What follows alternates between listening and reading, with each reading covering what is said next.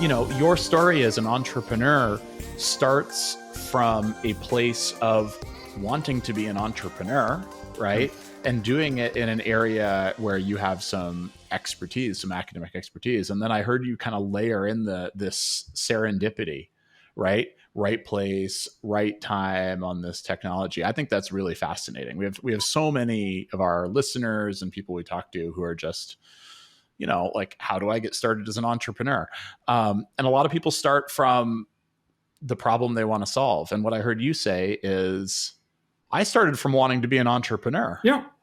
Uh, which is, yeah, I fully agree with you. And we hear a lot about those pitch deck, what you want to solve, blah, blah, blah. And I'm kind of, no, just do what you would like to do. just do what you want to do. And of I course, love it. you need to, you need to make sure you're creating something which brings value to society. But I mean, even for us, there's a few recommendation we've heard along the way, and some who are working quite well. First of all, you need to have a business case which makes sense to attract investors. Otherwise, Sure. even if the problem you're solving a problem but doesn't make any money, you're not going to succeed anyway. And the other point was coming from a huge kind of financial institutions. They said, you know what, don't focus. Well, it's good to focus on the tech and trying to develop this system, but first you need to confirm that there's a market, because you may have the best technology in the Absolutely. world. If there's no market, you're not going to go anywhere. And this is why we kind of started to try to get that agreement from Alberta and so on. And I would say that's the main point to which help us to attract investment in the company. Got it. So let's talk about that a bit. So, I mean, successful innovation almost inevitably results in and requires behavioral change. Like, people are going to be doing something different. That's hard. That's when we talk about innovation being hard, that's often the root cause, right? Is it good enough to get people to change behavior? Can we talk a little bit about your experience with what, some of the challenges have been? Like, what you've been at this for 9 years, wait, 8 years now, 8 years. if I did my math right. Yeah. You've made some great progress. What's been hard and slow along the way, and why has it been hard and slow? So what's been hard, or I would say what's the rather than talking about hard thing and easier things, is what's the most disappointing aspect of the journey is Sure. the gap between the I would say the official talk we hear every day about innovation and um, sustainability, net zero, blah blah blah, which is usually don't follow. People don't walk the talk. That's the main disappointment. We hear a lot that, and it's also coming from Yeah. the investment community, from everywhere. No one wants to give you money until it's proven. So it's kind of, okay, Yeah. guys, if we want to be serious here, we better take some risk. If you want to be leader as a country, you need to have a vision. You need to know where you're going. You need to know what you want to develop. You need to know, okay, which sector do you want to be leader as a country tomorrow? Is it nuclear fusion? Is it quantum computing? Is it and no one even, I mean, I've heard a lot like the VC ecosystem in Silicon Valley, they're just waiting for the next LinkedIn or Facebook. And then on top of that, no one wants to, I would say, develop any hardware because this is risky, it may fail, and so on. So it's kind of and even and there's some positive aspect here, like the time we're living in.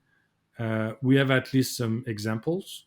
Again, when I'm talking about Musk with Tesla and SpaceX, and we have examples of people, even Steve Jobs, and all those guys were kind of pushing the boundaries. So we're kind of lucky in a way that we can rely on those examples to be able to attract funding.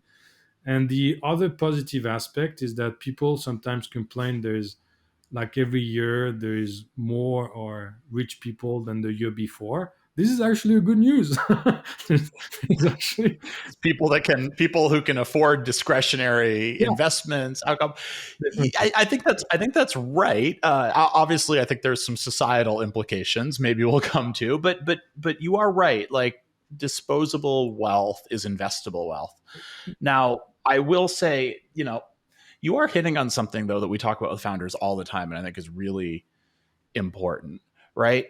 You need to have your head wrapped around a problem that people care about, right? A problem that people care about enough, it's painful enough that if you solve it, they're willing to change behavior, they're willing to, vote with their wallets, because otherwise you are just talking about like nice to have stuff, or you're solving big societal problems. Great, we're going to be a leader in climate tech, but who cares if nobody's actually willing to invest in that? So you say you framed that as disappointment. Like, what have you learned from that disappointment, and how has that informed your company? Right? How have you stayed true to something that people are willing to invest in and use? Um, so going back to more wealth now than 10 years ago or 20 years ago, like statistically speaking, you have more chances to find investor believing in your project and putting a bit of money in. When it comes to change management, and there is a debate, a debate. There is some figures. People says that usually 80% of the population, general population, don't like change or won't change.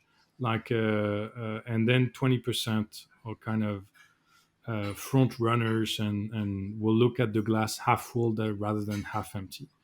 I would Sure. say it's either 80-20 or 98% looking at the glass half full and 2% half empty. 2% half full and 80%, 98% half empty. Anyway, I'll let you discuss that, and maybe we can run some statistic in there.